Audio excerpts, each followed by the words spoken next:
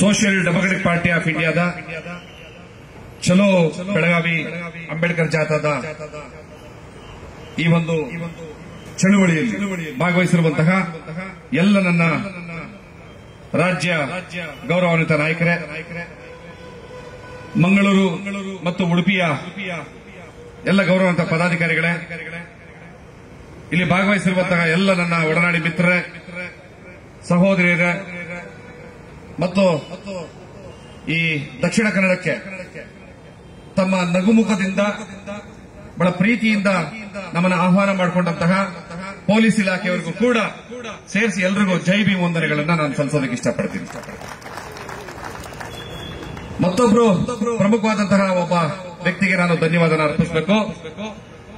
ಒಂದು ಆಟ ಶುರುವಾಗುವಾಗ ಅದರ ಗೆಲುವು ಮತ್ತು ಸೋಲು ನಿರ್ಧಾರ ಆಗೋದು ಆಟ ಮುಗಿದ ನಂತರ, ಹೌದಲ್ವಾ?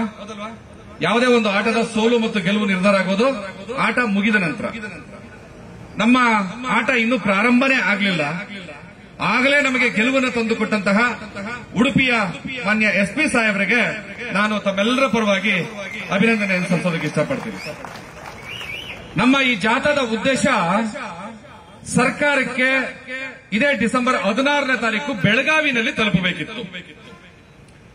ಏನು ನಮ್ಮ ಜಾಥಾದ ಉದ್ದೇಶ ಅಂತ. ಆದ್ರೆ ನಮ್ಮ ಜಾಥಾ ಪ್ರಾರಂಭ ಆಗೋದಕ್ಕೆ ಮುಂಚೆನೆ ನಮ್ಮ ಜಾಥಾವನ್ನ ತಡೆಯುವಂತಹ ಪ್ರಯತ್ನವನ್ನ ಮಾಡಿ ಮಾಧ್ಯಮಗಳ ಮೂಲಕ ಸರ್ಕಾರದ ಗಮನವನ್ನು ಸೆಳೆದಂತಹ ಮಾನ್ಯ ಎಸ್ಪಿ ಸಾಹೇಬರಿಗೆ ವೈಯಕ್ತಿಕವಾಗಿ ಮತ್ತೊಮ್ಮೆ ಧನ್ಯವಾದಗಳನ್ನು ಸಲ್ಲಿಸ್ತಾ ಇದ್ದೀನಿ. ಹಾಗೆ ಗೌರವಾನ್ವಿತ ಎಸ್ಪಿ ಅವರ ಬಗ್ಗೆ ಡಿಜಿ ಅಂಡ್ ಐಜಿಪಿ ಅವರು ಅದೇನು ಸ್ವಲ್ಪ ವಿಚಾರಣೆ ಮಾಡ್ತೀವಿ ಅಂತ ಕೂಡ ನಮ್ಗೆ ಈಗಾಗಲೇ ತಿಳಿಸಿರೋದ್ರಿಂದ ಆ ವಿಚಾರಣೆಯನ್ನು ಕೂಡ ಬಹಳ ಸಂತೋಷದಿಂದ ಎದುರಿಸಬೇಕು ಅಂತ ಮಾನ್ಯ ಎಸ್ಪಿ ಅವರ ಗಮನಕ್ಕೆ ಈ ಸಂದರ್ಭದಲ್ಲಿ ತರೋದಕ್ಕೆ ಇಷ್ಟಪಡ್ತಾ ಇದ್ದೀನಿ. ಮತ್ತೆ ಮಂಗಳೂರು ಮತ್ತೆ ಈ ಮುಂದುವರೆದ ಪೊಲೀಸ್ನವರಿಗೆ ಒಂದು ಕ್ಲಾರಿಫಿಕೇಶನ್ ಅನ್ನ ಮಾಡ್ತೀನಿ ಬಹಳ ಪ್ರೀತಿಯಿಂದ. ತಾವು ಬಹುಶಃ ಸ್ವಲ್ಪ ಕನ್ಫ್ಯೂಸ್ ಆಗಿರಬಹುದು, ಇದು ಒಂದು ಪ್ರತಿಭಟನಾ ಜಾಥಾ ಅಂತ. ಇದು ಪ್ರತಿಭಟನೆ ಅಲ್ಲ.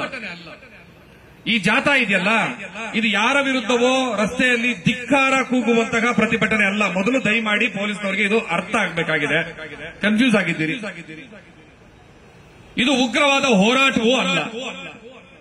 ಈ ಜಾಥಾ ಅರಿವಿನ ಜಾಥಾ, ಪ್ರಜ್ಞೆಯ ಜಾಥಾ. ಈ ನಾಡಿಗೆ ವಿಷಯವನ್ನ ಅರಿಕೆ ಮಾಡಿಕೊಳ್ಳುವಂತಹ ಜಾಥಾ. ನಾವು ಎಲ್ಲಿ ಎಡವಿದ್ವಿ, ಎಲ್ಲಿ ಎದ್ದೇಳಬೇಕಿತ್ತು, ಎಲ್ಲಿ ಬಿದ್ವಿ, ಯಾರು ನಮಗೆ ಮೋಸ ಮಾಡಿದ್ರು, ಯಾರು ನಂಬಿಕೆ ದ್ರೋಹಿಗಳು, ಯಾರ ಮಾತನ್ನ ಕೇಳಿ ನಾವು ಹಾಳುಬಾವಿಗೆ ಬಿದ್ದಿದ್ದೀವಿ, ಮತ್ತೆ ಹೇಗೆ ಎದ್ದು ನಿಂತಬೇಕು, ನಮ್ಮ ಹಕ್ಕುಗಳೇನು, ನಮ್ಮ ಅಧಿಕಾರಗಳೇನು ಅಂತ ಇಡೀ ರಾಜ್ಯದ ಜನತೆಗೆ ತಿಳುವಳಿಕೆ ನೀಡುತ್ತಾ ಕೊನೆಗೆ ಸರ್ಕಾರಕ್ಕೆ ಹೋಗಿ ಕಳೆದ 2 ವರ್ಷಗಳಿಂದ ವಚನಭ್ರಷ್ಟರಾಗಿದ್ದೀರಲ್ಲ ಅಸಹಾಯಕ ಮುಖ್ಯಮಂತ್ರಿಗಳೇ, ಕಳೆದ 2 ವರ್ಷಗಳ ಸರಿಸುಮಾರು 2 ವರ್ಷ ಆಗ್ತಾ ಬರ್ತಾ ಇದೆ. ಆ 2 ವರ್ಷಗಳಿಂದ ನಂಬಿಕೆ ದ್ರೋಹಿಗಳಾಗಿದ್ದೀರಲ್ಲ ಮುಖ್ಯಮಂತ್ರಿಗಳೇ, ಕಳೆದ 2 ವರ್ಷಗಳಿಂದ ನೀವು ಕೊಟ್ಟಂತ ಮಾತಿನ ಬಗ್ಗೆ ಪ್ರಜ್ಞೆಯೇ ಇಲ್ವಲ್ಲ ನಿಮಗೆ ಮುಖ್ಯಮಂತ್ರಿಗಳೇ. ಕಳೆದ 2 ವರ್ಷಗಳಿಂದ ದಲಿತರ ಅಭಿವೃದ್ಧಿಗೋಸ್ಕರ ನೀವು ಏನು ಯೋಜನೆಗಳನ್ನ ಘೋಷಣೆ ಮಾಡಿದ್ರಲ್ಲ, ಅದ್ಯಾವುದನ್ನು ಸಾಕಾರ ಮಾಡಲಿಲ್ವಲ್ಲ ವಚನಭ್ರಷ್ಟ ಮುಖ್ಯಮಂತ್ರಿಗಳೇ. 92% ಮುಸಲ್ಮಾನರ ಓಟನ್ನು ತಗೊಂಡು ಇವತ್ತು ಅವರು ಹಕ್ಕಿಗಾಗಿ ಧ್ವನಿ ತೆಗೆದುಕೊಟ್ರೆ ಪೊಲೀಸ್ ಅವ್ರನ್ನ ದುರ್ಬಳಕೆ ಮಾಡಿಕೊಂಡು ಹತ್ತಿಕ್ಕಕ್ಕೆ ಹೊರಟಿದ್ದೀರಲ್ಲ ನಾಚಿಕೆಗೇಡಿನ ಮುಖ್ಯಮಂತ್ರಿಗಳೇ ಅಂತ ಬೆಳಗಾವಿನಲ್ಲಿ ಕೇಳೋದಕ್ಕೆ ಹೊರಟಿರುವಂತದ್ದು. ಮತ್ತೆ ಈ ಸಂದರ್ಭದಲ್ಲಿ ನಮ್ಮನ್ನ ತಡೆದ್ರೆ ಪೊಲೀಸರ ಬಗ್ಗೆ ಸತ್ಯವಾಗಿ ಹೇಳ್ತೀನಿ, ಪ್ರಮಾಣವಾಗೂ ನಿಮ್ಮ ಬಗ್ಗೆ ಅನ್ಯತಾ ನಾವು ಭಾವಿಸೋದಿಲ್ಲ, ನಿಮ್ಮ ಬಗ್ಗೆ ತಪ್ಪು ತಿಳ್ಕೊಳ್ಳೋದಿಲ್ಲ, ನಿಮ್ಮ ವಿರುದ್ಧ ನಾವು ನಿಲ್ಲಲ್ಲ. ಕಾರಣ ಇಷ್ಟೇ, ಯಾವ ದಲಿತ ಸಮುದಾಯ 67% ಕೊಟ್ಟು ಈ ಸರ್ಕಾರವನ್ನು ಅಸ್ತಿತ್ವಕ್ಕೆ ತಂತು, ಯಾವ ಒಂದು ಮುಸಲ್ಮಾನ ಸಮುದಾಯ 92% ಓಟುಗಳನ್ನ ಕೊಟ್ಟು ಈ ಒಂದು ಸರ್ಕಾರವನ್ನು ಅಸ್ತಿತ್ವಕ್ಕೆ ತಂತು, ಆ ಬಲದಿಂದ ದಲಿತ ಮತ್ತು ಮುಸಲ್ಮಾನ ಹಿಂದುಳಿದ ವರ್ಗಗಳ ಓಟಿನ ಬಲದಿಂದ ಅಧಿಕಾರಕ್ಕೆ ಬಂದಂತಹ ಸರ್ಕಾರ ನಾನು ಈ ಸಮುದಾಯಗಳ ಪರವಾಗಿದ್ದೀನಿ ಅಂತ ಗಟ್ಟಿಯಾಗಿ ಎದೆ ತಟ್ಟಿ ಈ ವ್ಯವಸ್ಥೆಗೆ ಹೇಳಿದ್ದಿದ್ರೆ ನಮ್ಮನ್ನ ಇವತ್ತು ಯಾರೂ ತಡೀತಿರಲಿಲ್ಲ. ಆದ್ರೆ ಈ ನಯವಂಚಕರು, ಈ ಮೋಸಗಾರರು ಕೋಮುವಾದವನ್ನ ನಾವು ತಡಿತೀವಿ ಅಂತಾರೆ, ಕೋಮುವಾದಿಗಳ ಕಾಲಿಗೆ ಬಿದ್ದು ಶರಣಾಗ್ತಾರೆ. ಸುಳ್ಳು ಸುದ್ದಿಗಳನ್ನ ಹರಡುವವರ ವಿರುದ್ಧ ನಾವು ಕ್ರಮ ತಗೊಳ್ತೀವಿ ಅಂತಾರೆ, ಆ ಸುಳ್ಳುಗಾರರ ಮನೆಗೆ ಹೋಗಿ ಇಸ್ಪೀಟ್ ಆಡ್ಕೊಂಡು ಕೂತ್ಕೊಳ್ತಾರೆ. ಇಂಥ ನಾಚಿಕೆಗೇಡಿನ ಸರ್ಕಾರವನ್ನ ಆಯ್ಕೆ ಮಾಡಿ ಅಧಿಕಾರ ಕೊಟ್ಟು ಕೂರಿಸಿರೋದಕ್ಕೆ ತಲೆ ತಗ್ಗಿಸಬೇಕಾಗಿರೋದು ಅವರಲ್ಲ. ಓಟಿನ ಮಹತ್ವವೇ ಗೊತ್ತಿಲ್ಲದೆ ಇಂಥ ಅವಿವೇಕ ಅಯೋಗ್ಯರಿಗೆ ಓಟನ್ನು ಹಾಕಿ ಅಧಿಕಾರಕ್ಕೆ ತಂದುಕೊಟ್ಟಿದ್ದೀವಲ್ಲ, ನಾವುಗಳ ನಾಚಿಕೆಯಿಂದ ತಲೆ ತಗ್ಗಿಸಬೇಕಾಗಿದೆ. ನಾವು ನಮಗೆ ಶೇಮ್ ಮಾಡ್ಕೋಬೇಕಾಗಿರೋದು. ಬಾಬಾ ಸಾಹೇಬ್ ಅಂಬೇಡ್ಕರ್ ಒಂದು ಮಾತನ್ನ ಹೇಳ್ತಾರೆ, ಇಲ್ಲಿಯವರೆಗೂ ಒಂದು ರಾಜಪ್ರಭುತ್ವವನ್ನ ಆಡಳಿತ ಮಾಡ್ತಾ ಇರುವಂತಹ ರಾಜ ರಾಣಿಯ ಗರ್ಭದಲ್ಲಿ ಹುಟ್ಟಿ ಬರ್ತಾ ಇದ್ದ. ಈಗ ನಾನು ಈ ದೇಶದ ಸಮಸ್ತರಿಗೂ, ಎಲ್ಲ ವಿದ್ಯಾವಂತರಿಗೂ, 18 ವರ್ಷ ಮೀರಿದಂತಹ ಎಲ್ಲರಿಗೂ ಕೂಡ ಓಟಿನ ಹಕ್ಕನ್ನ ಕೊಟ್ಟಿದ್ದೀನಿ. ಇನ್ನು ಮುಂದೆ ನಾಡನ್ನಾಳುವ ರಾಜ ರಾಣಿಯ ಗರ್ಭದಲ್ಲಿ ಹುಟ್ಟು ಬರೋದಿಲ್ಲ, ನಿಮ್ಮ ಮತಪಟ್ಟಿಗೆಗಳಲ್ಲಿ ಹುಟ್ಟು ಬರ್ತಾರೆ ಅಂತ ಬಾಬಾ ಸಾಹೇಬ್ ಅಂಬೇಡ್ಕರ್ ಹೇಳಿದ್ರು. ಆದ್ರೆ ಇವತ್ತಿನ ರಾಜಕಾರಣಿಗಳು, ರಾಜಪ್ರಭುತ್ವ ಆಡಳಿತ ಮಾಡೋರು ಎಲ್ಲಿ ಹುಟ್ಟು ಬರ್ತಾ ಇದ್ದಾರೆ? ಅವರು ಹಂಚುವ ಹೆಂಡದ ಬಾಟಲಿಗಳಲ್ಲಿ, ಅವರು ಮಹಿಳಾ ಸಂಘಗಳಿಗೆ ನೀಡುವಂತಹ ಸುತ್ತು ನಿಧಿಗಳಲ್ಲಿ, ಅವರು ಯುವ ಸಂಘಟನೆಗಳಿಗೆ ನೀಡುವಂತಹ ಕ್ರಿಕೆಟ್ ಸೆಟ್ಗಳಲ್ಲಿ, ಅವರು ಅಣ್ಣಮ್ಮನ ದೇವಸ್ಥಾನ, ರಾಜ್ಯೋತ್ಸವ, ಗಣಪತಿ ಉತ್ಸವಕ್ಕೆ ಕೊಡಿಸುವಂತಹ ಆರ್ಕೆಸ್ಟ್ರಾಗಳಲ್ಲಿ ರಾಜಕಾರಣಿಗಳು ಹುಟ್ಟು ಬರ್ತಾ ಇದ್ದಾರೆ. ಹೌದಾ?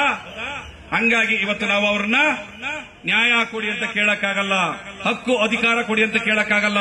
ಕೋಟ್ಯಾಂತರ ರೂಪಾಯಿ ಭ್ರಷ್ಟಾಚಾರ ಮಾಡಿ ಎರಚಿ ಅದರಿಂದ ಆಡಳಿತಕ್ಕೆ ಬಂದಂತವರು ಸಮಾಜದ ಕಡೆ ನೋಡ್ತಾರೆ ಅಂತಂದ್ರೆ ನೋಡಲ್ಲ. ಬಾಬಾ ಸಾಹೇಬ್ ಅಂಬೇಡ್ಕರ್ ಹೇಳಿದಂತ ಮಾತನ್ನ 2 ಸಾಲಲ್ಲಿ ನಿಮಗೆ ಹೇಳ್ತೀನಿ ನೋಡಿ, ಹಾಡಲ್ಲಿ. ಸಂವಿಧಾನ ಬರದ ನಾನೆಂದನೋ, ಸಂತಸದಿ ಬದುಕಲಾರಿರೆಂದನೋ. ನಾನು ಸಂವಿಧಾನ ಬರದ ನಾನೆಂದನೋ, ಸಂತಸದಿ ಬದುಕಲಾರಿರೆಂದನೋ. ದಲಿತರಿಗೆ ಹಕ್ಕು ಸಿಗದೆ ದರಿದ್ರದ ಬದುಕು ಅಂದ್ರೆ ಸಂವಿಧಾನ ಸುಟ್ಟು ಬಿಡುವೆನೆಂದನು.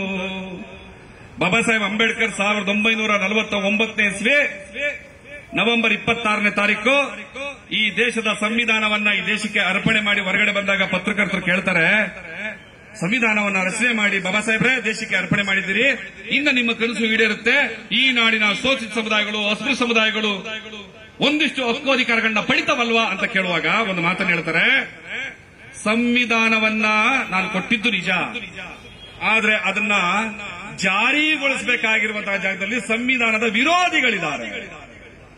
ಸಂವಿಧಾನದ ಆಶಯದ ಪರವಾಗಿರೋರಿಲ್ಲ. ಆ ಸಂವಿಧಾನದ ವಿರೋಧಿಗಳು ನನ್ನ ಸಂವಿಧಾನದ ಸಮಾನತವಾದವನ್ನ, ನನ್ನ ಸಂವಿಧಾನದ ಸರ್ವರಿಗೂ ಸಮಪಾಲು ಸಮಬಾಳು ಅನ್ನುವಂತಹ ವಾದವನ್ನ ಜಾರಿಗೊಳಿಸ್ತಾರೆ ಅನ್ನುವಂತಹ ವಿಚಾರದ ಬಗ್ಗೆ ನನಗೆ ನಂಬಿಕೆ ಇಲ್ಲ, ಅನುಮಾನ ಇದೆ. ಯಾರು ನನ್ನನ್ನ ಅರ್ಥ ಮಾಡ್ಕೋಬೇಕಿತ್ತು ಅವರು ನನ್ನನ್ನು ಅರ್ಥ ಮಾಡ್ಕೊಳ್ತಾ ಇಲ್ಲ. ಯಾರು ನನ್ನ ವಿರೋಧಿಗಳಿದ್ದಾರೆ ಅವರು ನನ್ನ ತುಂಬಾ ಚೆನ್ನಾಗಿ ಅರ್ಥ ಮಾಡ್ಕೊಂಡಿದ್ದಾರೆ. ನನ್ನ ಸಂವಿಧಾನದ ಆಶಯಗಳನ್ನ ಜಾರಿ ತರ್ತಾರೆ ಅನ್ನುವಂತಹ ನಿಟ್ಟಿನಲ್ಲಿ ನನಗೆ ಸರಿಯಾದ ಭರವಸೆ ಇಲ್ಲ. ಒಂದು ವೇಳೆ ನಾನು ಯಾವ ಸಮಾನತಾವಾದದ ಉದ್ದೇಶದಿಂದ, ಯಾವ ಭ್ರಾತೃತ್ವದ ಉದ್ದೇಶದಿಂದ, ಯಾವ ಸಮಪಾಲು ಅನ್ನೋ ಒಂದು ಉದ್ದೇಶದಿಂದ ಈ ಸಂವಿಧಾನವನ್ನ ಜಾರಿಗೆ ತಂದಿದ್ದೀನಿ, ಆ ಆಶಯಗಳು ಈಡೇರದೆ ಹೋದ್ರೆ ಆ ಸಂವಿಧಾನವನ್ನು ಸುಡೋದ್ರಲ್ಲಿ ನಾನೇ ಮೊದಲಿಗೆ ಅನ್ನುವಂಥ ಮಾತನ್ನ ಬಾಬಾ ಸಾಹೇಬ್ ಅಂಬೇಡ್ಕರ್ ಅವರು ಹೇಳಿದ್ರು.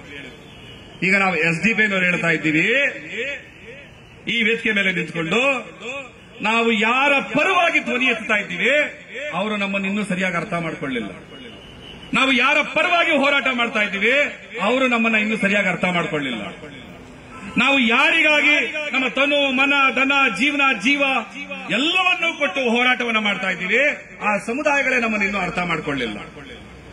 ಇವತ್ತು ನಾವು ಕೇಳ್ಕೊಂಡು ಬಂದಿದ್ದೇನು, ವಿಧಾನಸೌಧವನ್ನ ಭಾಸ್ಕರ್ ಪ್ರಸಾದ್ ಹೆಸರಿಗೆ ಬರ್ಕೊಟ್ಬಿಡಿ, ಅಥವಾ ಸುವರ್ಣಸೌಧವನ್ನ ನಮ್ಮ ಅಧ್ಯಕ್ಷರು ಅಬ್ದುಲ್ ಮಾಜಿದ್ ಅವರ ಹೆಸರಿಗೆ ಬರ್ಕೊಟ್ಬಿಡಿ ಅಂತ ಕೇಳ್ಕೊಂಡು ಬರಲಿಲ್ಲ. ಈ ಸಮುದಾಯದ 4% ರಿಸರ್ವೇಶನ್ ಅನ್ನ ಬಿಜೆಪಿಯವರು ಮುಟ್ಗೋಲು ಹಾಕಿದ್ರು. ಕೋರ್ಟ್ ಅದಕ್ಕೆ ತಡೆ ನೀಡಿತು, ಆದ್ರೆ ತಾಂತ್ರಿಕವಾಗಿ ಅದಿನ್ನೂ ರಿಸ್ಟೋರ್ ಆಗಲಿಲ್ಲ.